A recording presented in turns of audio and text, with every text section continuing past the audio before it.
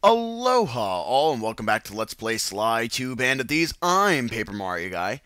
And in the last episode, we trailed the Contessa and stole her keys, and now we're going to be able to get a tank.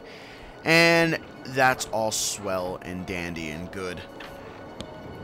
So let's go first and sell some loot. See if we can get any of these new things. Alright, so we have plenty of silver medals and a few gold medals too. But we cannot buy the adrenaline burst quite yet, but in due time we will.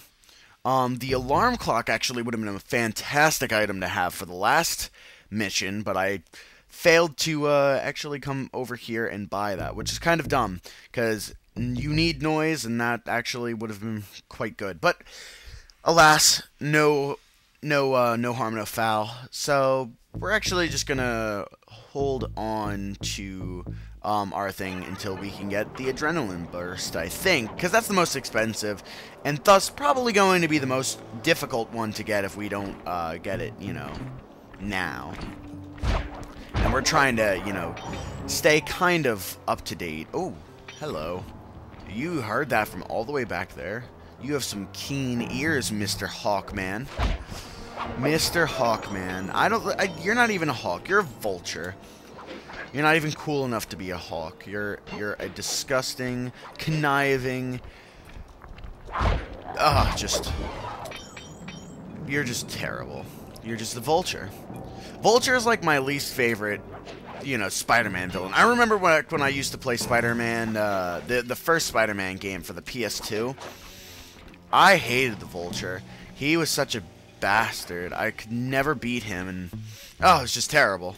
Just terrible.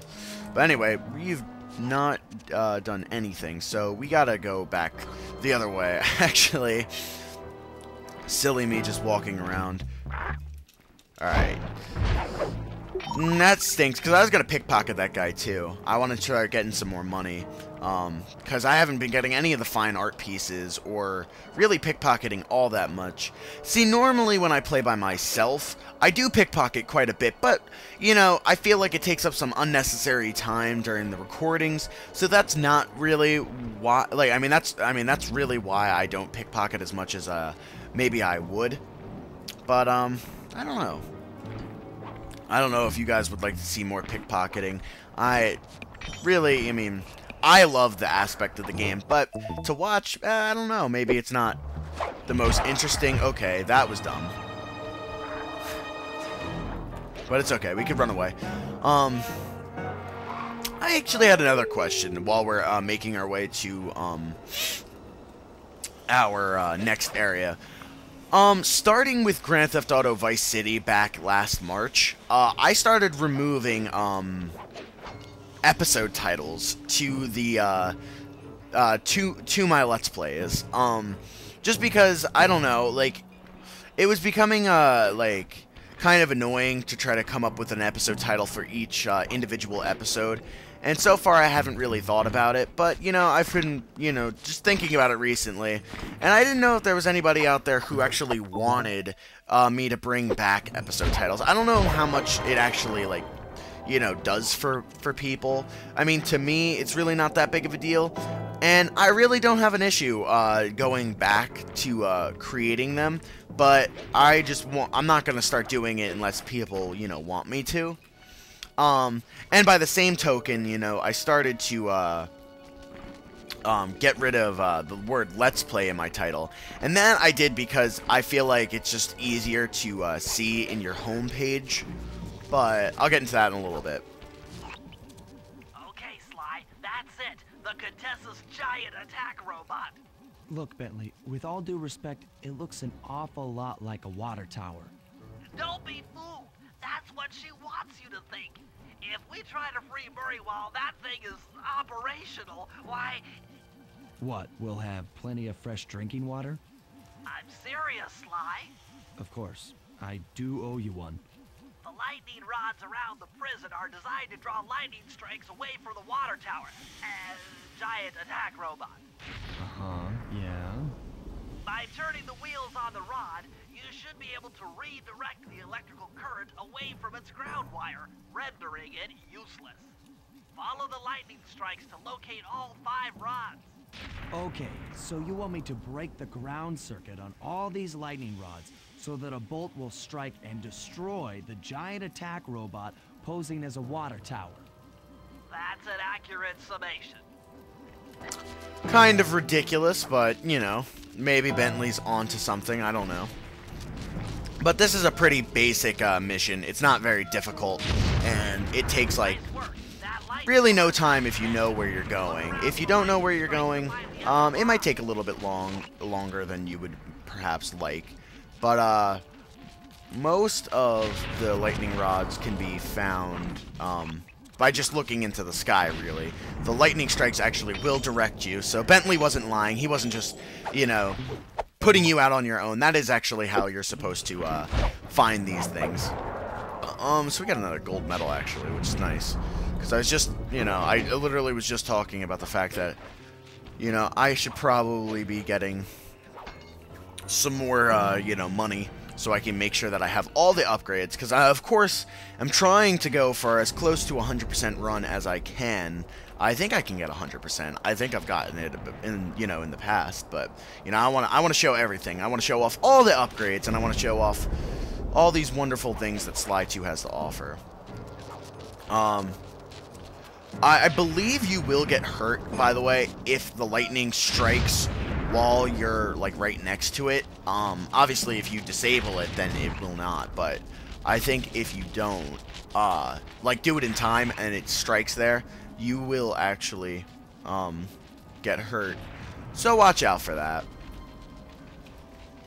Alright, so bad draw distance, but it's okay because we have our Binocucom.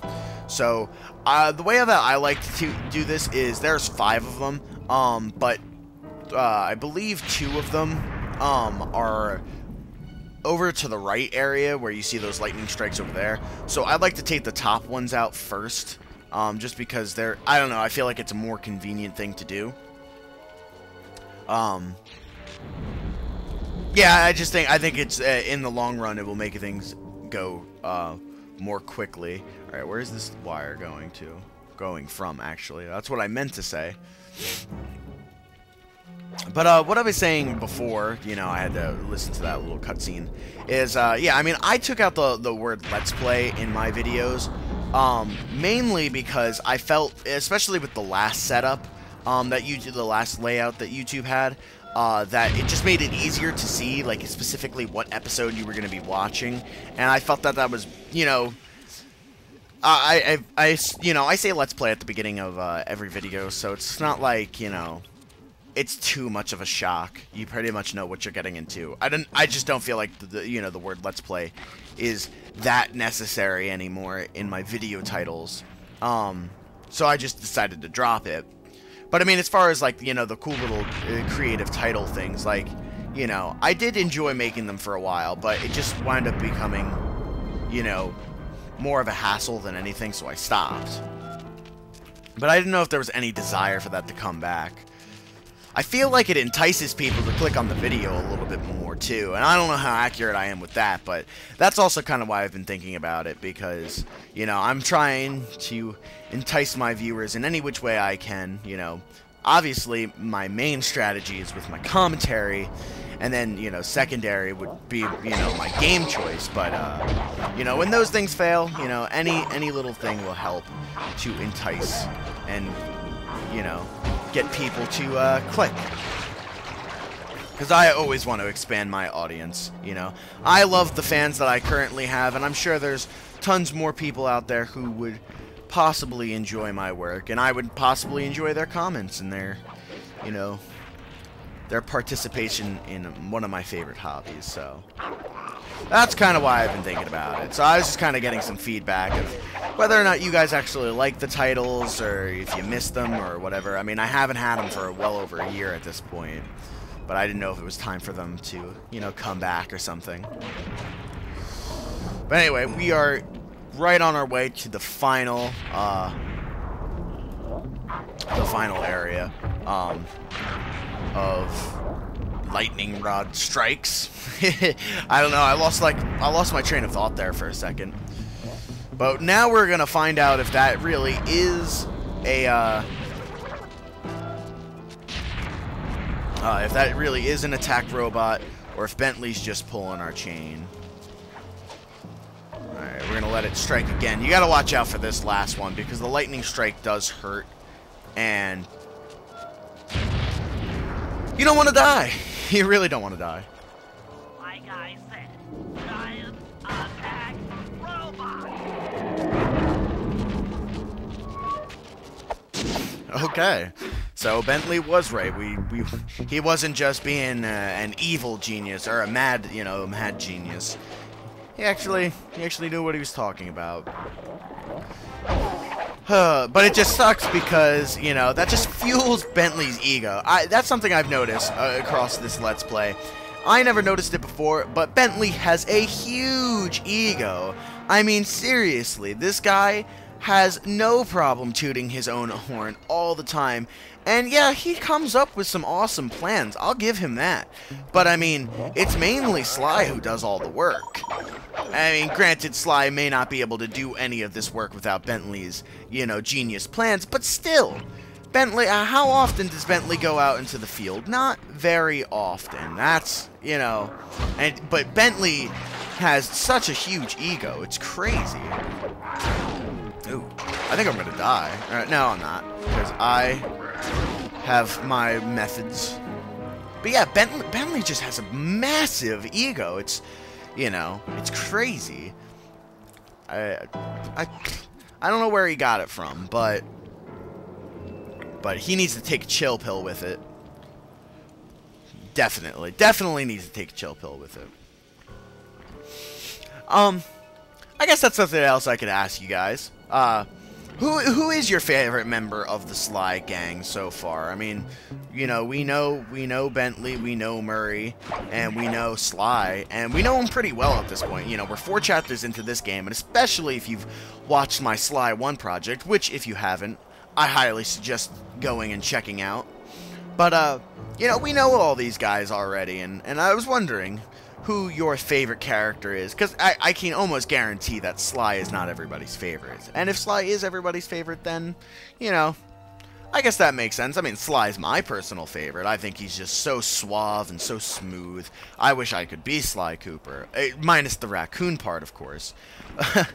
But, kind of something that I figured I would ask.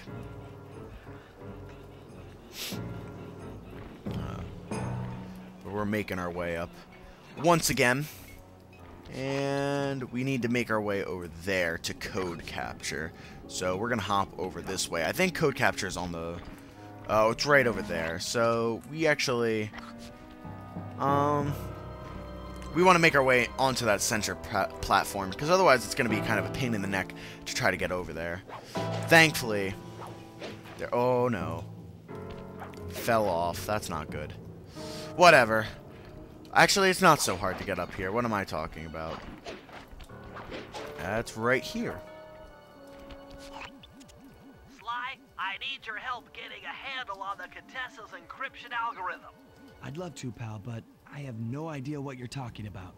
All right, I'll explain it to you one piece at a time. See that security station? The guard nearby is responsible for its upkeep. I'm with you. First, I'll need you to pickpocket his key to the terminal. Sure, no problem. Then use it on the security station to set off the alarm. Hold up. You want me to set off the alarm? Yeah, set it off, then clear out as the guard's sure to come running. Once he sees that it's a false alarm, he'll input the code to turn it off. So you want me to take a picture of the code? Move to a safe place and get a clean shot of that digital readout. Should I hit all the security stations out here? That's right. Once I've got a large enough sample of the Contessa's codes, I should be able to crack her encryption algorithm. Now, see, you lost me again. Just take the pictures. I'll handle the rest. Okay, so we have 4 codes that we have to go about, taking pictures of. But it goes pretty quickly. The hard part of this mission, and the thing that you want to make sure that you kind of scope out before you set off the alarm, is where you're gonna go. Because you need to get a really good, clean picture of this. And, I mean, you have time because the guard has to, you know, make his way over. But you want to just make sure that, like, when you finally get a picture, or when you finally, you know, when he finally comes over to enter in the code, that you have a good, clean shot. See, like, that is too, you know, I'm not, like, focused on it, so I have to come over and take a picture. And that's kind of what you want, you know. You want to be able to see all 3 digits very clearly, and then you'll be good. That's basically, that's how everything works. I think you can, oh, no, yeah, you can go in any order that you want. And I really, honestly, this is one of those missions where I don't really know what the quickest, fastest order is. I just kind of go with what I see first. And, I mean, that works just as well. I mean, you don't have to plan everything out, you know. That takes a little bit of the fun out of it, I guess. But I do believe we're going to go for this one first, because we're right here. Now this guy, this one's a little bit interesting. This one is like a combination of a lot of the things that you've been doing in this particular area so far. It's pickpocketing, then you want to get noise to get him over there, and then you want to come over here, use the key, and then climb to a high spot immediately, which is done by going over here. And I do believe that you might want to, like, ninja spire jump over here, and this is where you can get the best read on the security code. But of course, you can't just take a picture of the, you know, the blank screen. You gotta wait until it pops up. But 707, I forget, I think it was 459, 707. So, you know, we're getting there, we're getting there. But while we're doing this, I guess I figured I would give you a little bit of my thoughts on Chapter 4, because we're getting kind of close to being finished with it. Honestly, like, I like Chapter 4. I mean, I like every chapter in Sly 2. There's not a single chapter that I dislike playing. But if I had to be completely and brutally honest, I'd have to say that Chapter 4 is probably my least favorite chapter. I mean, I like it because it really, like, it fits well into the story, you know, and I think it's really, you know, good in that sense. But on a different level, I just find it, like, gameplay-wise, to be a little dull and a little boring. You know, and the atmosphere, like, I've historically, you know, I've said this throughout almost every single one of my Let's Plays. If you don't believe me, check Oh no! Oops! Oh yeah! Don't kill the guard, by the way. That was dumb. That was just me. Yeah, being dumb. Anyway, oh, we're all the way back over here. All right. Well, I already took that picture, so now we have to head all the way over again. But what I was saying is, I am, you know, if you don't believe me, I watch my Super Mario Sunshine Let's Play. I talk about atmosphere and, like, the importance that it has on, like, my opinion on a game, you know, so much in that LP, because I just really love that game and I love its atmosphere. And, you know, when it comes to Sly 2, you know, Sly 2 has a general dark and gloomy kind of atmosphere in the first place. And that's not necessarily what bothers me, but I feel like in Chapter 4, more so than any other chapter, like, you really, like, I don't know, it's just, like, really dark, if that makes any sense, you know. And I mean, like I said, earlier, it also, like, for me, you know, having played this game before, I also know what's gonna happen after Chapter 4, and that's a really big anticipation factor. So, you know, there's a bunch of different reasons why Chapter 4 is not necessarily, or Episode 4 isn't necessarily my favorite chapter. But I mean, among the big ones, would be, you know, the anticipation and all that. But I'd say that the #1 reason is just the missions. I do find them fun. I do find them, you know, to be enjoyable. It's not like, you know, I don't have fun doing missions like this, or doing missions like, you know, jacking the Contessa's keys and all that. But I think where they lose me is by how much repetition that you do while you're doing those missions. Oh, ooh, run away. You know, I mean, like I said, I can defend everything that I say wrong about this game, you know, because I understand that, you know, they have you do 4 algorithm things, because it would be kind of dumb to, you know, assume that the Contessa is, you know, so simple to only have, you know, 6 digits in her algorithm. But, I mean, the fact that they have you do this 4 times, and they have you pickpocket 3 keys, and you know, there's so much padding in Chapter 4, and that's what really gets me. And I know I talked about this in the last episode, but, you know, it still reigns true, and it still, you know, is a legitimate complaint, I think. But we need to get over to a little bit of a better area. Yeah, am I gonna miss it? Yeah, I am. It's okay, though. Because once you get the key, at least you don't have to pickpocket over and over again. Like, you get it, like, immediately. Ah, no, you're not supposed to see me. Eek. See, this puts you in a sticky situation.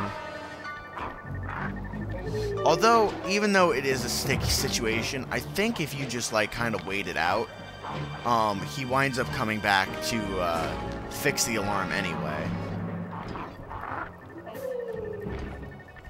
So, let's just wait it out and see if I'm right. And I am. Awesome.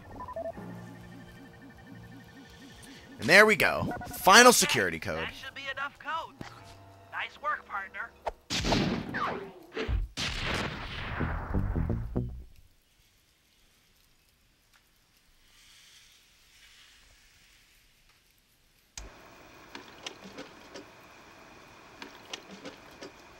Thanks to your recent efforts, we're ready to attempt a Murray rescue.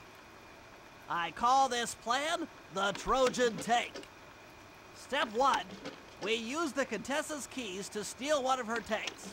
I'll jump in and drive while you keep out of sight by crawling underneath. With some luck, the guards won't notice anything out of the ordinary and open the prison gates for us.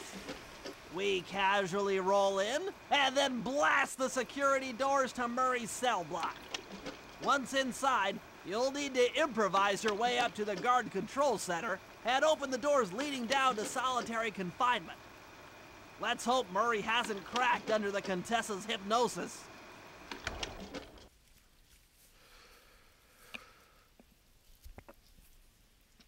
An excellent plan, but that plan will have to wait until next episode, so thank you very much for watching. I'm Paper Mario Guy, and we're gonna break Murray out in the next episode, so get excited for that, and I'll see you guys in part 5 of episode 4.